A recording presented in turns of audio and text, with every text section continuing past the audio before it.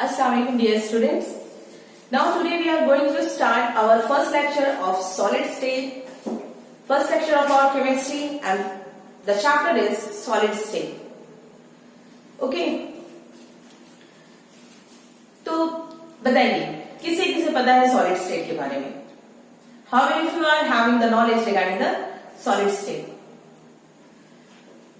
Listen students, हम लोगों को 3 स्टेट्स के बारे में पता है, बचपन से पढ़ते चले आ रहे हैं। 3 स्टेट्स के बारे में पता है, solid, liquid and gas.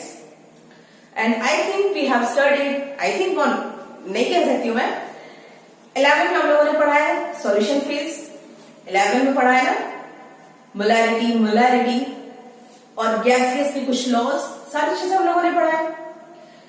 And the chapter solid state is just the continuity of your class 11। Class 11 की कंटिन्यूटी सॉलिड स्टेट।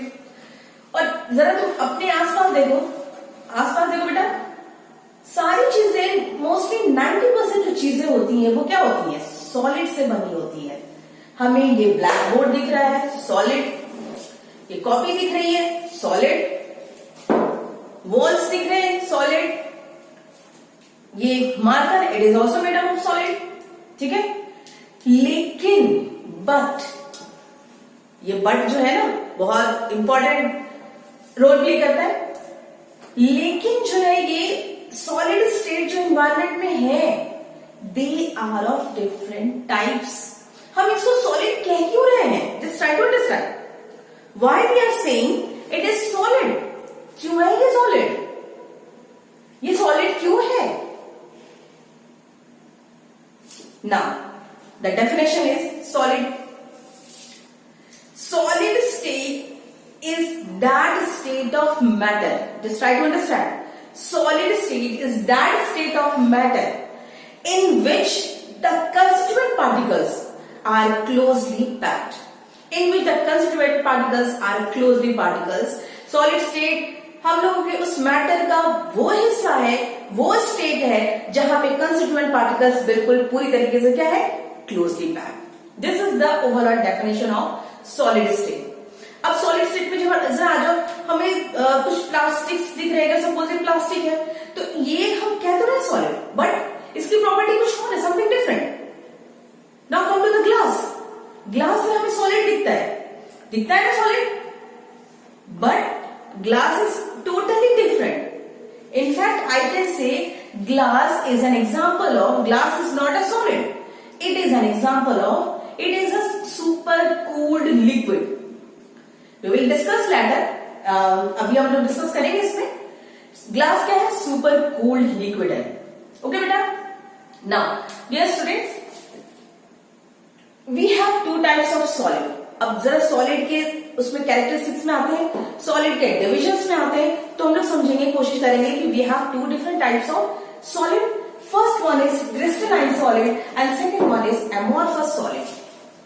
अब ये क्या है भाई, crystalline solid, amorphous solid, crystalline solid, amorphous solid. It is crystalline solid. जो crystal नाम से कुछ थोड़ा सा दिमाग में आता है ना, क्रिस्टल उसमें एक पर्टिकुलर शेप होता है, क्रिस्टल एक पर्टिकुलर शेप होता है, और एमोर्फस की मीनिंग ही है it doesn't have any shape. Crystal means it has particular shape and amorphous is doesn't have any shape. So the crystalline solid, देख लीजिए, first part it has a definite geometrical shape and orderly range of particles in 3-dimensional shape, and amorphous solid it is neither orderly arranged nor different geometrical shape. Now अब इसको देखते हैं ये geometrical shape और ये orderly arrange of particle in three dimensional shape है क्या? चलिए केमिस्ट्री में पढ़ते हैं। नाउ कम, ये जो arrangement of particles in three dimensional shape जो कह रहे हैं, ये ज्योमेट्रिकल शेप है। Suppose in any solid state, suppose the solid state, a solid compound is composed of particles that is A B C. उसमें जो कंस्टिट्यूएंट पार्टिकल्स है solid में वो ए है, बी है, सी है। Let's have a look, A B C, then again A B C, A B, C. Here it is again, they are arranged in a particular shape, particular orderly arranged, A, B, C.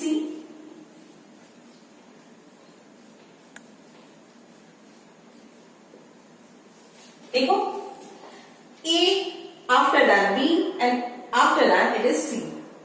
फिर उसके बाद में एक particular arrangement आया, एक particular interval of time के बाद में एक particular element, particular constituent particles again it is coming. ठीक है. नाउ अब इसको क्या कैसे समझेंगे? It does not have differential.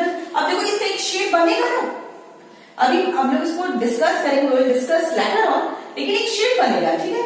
और ये पर्टिकुलर अरेंजमेंट है इसकी, and due to this particular arrangement it has a particular shape also. Now come to the this one, amorphous solid. Amorphous solid में suppose the constituent particle is A. अब A के बाद C, then B, again B, C, A, C, B. These type of arrangement when we see in any solid compound, then it is called as amorphous solid. Okay. यहां पे भी लिख सकते हैं C, B, B, B, then A, C, B, B, B. कोई continuity नहीं है, कोई भी कंटिन्यूटी नहीं है, और इसी वजह से this solid are called as amorphous solid. Okay, this solid is also called as amorphous solid, and due to this reason they are called as having crystal symmetry. Crystal symmetry. Second one is they are, बताओ क्या होगा crystal symmetry? Obviously they don't have crystal symmetry. They don't have crystal symmetry because it doesn't have any shape. One more important point is that it is now. अब जरा इसकी sequence देखो, A B C A B C A B C, एक particular arrangement show कर रहा है, ये एक पर्टिकुलर अरेंजमेंट शो कर रहा है. और यहाँ पे A के बाद C, then B, फिर B. ये क्या हो गया? Arrangement to to the break हो गया. ये इसकी जो कंटिन्यूटी थी that is broken down. That's why this solid, crystalline solid are also called as long range order. Long range order. And this one is short range order. इसकी symmetry थोड़ी देर के बाद में क्या ब्रेक हो गई? देखो सपोज स्पीकर से ACB यहाँ पे दिख रहा है और ACB यहाँ भी है, लेकिन बीच में तो ब्रेक हो गया, बीच में in between them it is broke down. यहाँ पे देखो C, B यहाँ पे है, बट देखो यहाँ पे भी है, और ये क्या हो गया? ये ब्रेक कर गया, बीच में कंटिन्यूटी को ब्रेक कर रहा है. Now next one is your long. Fourth point is the crystalline solids are anisotropic,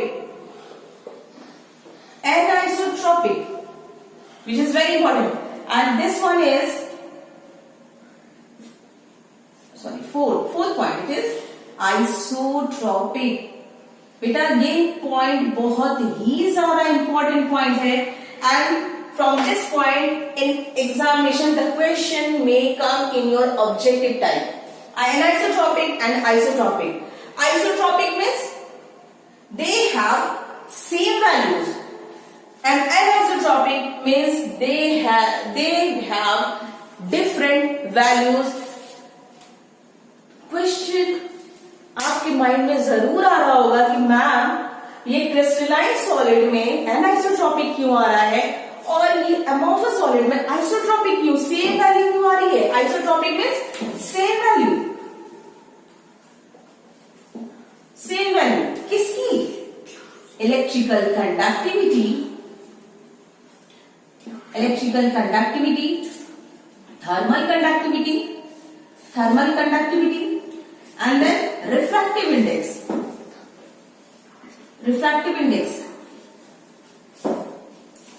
anisotropic वही होगी, they will show different values,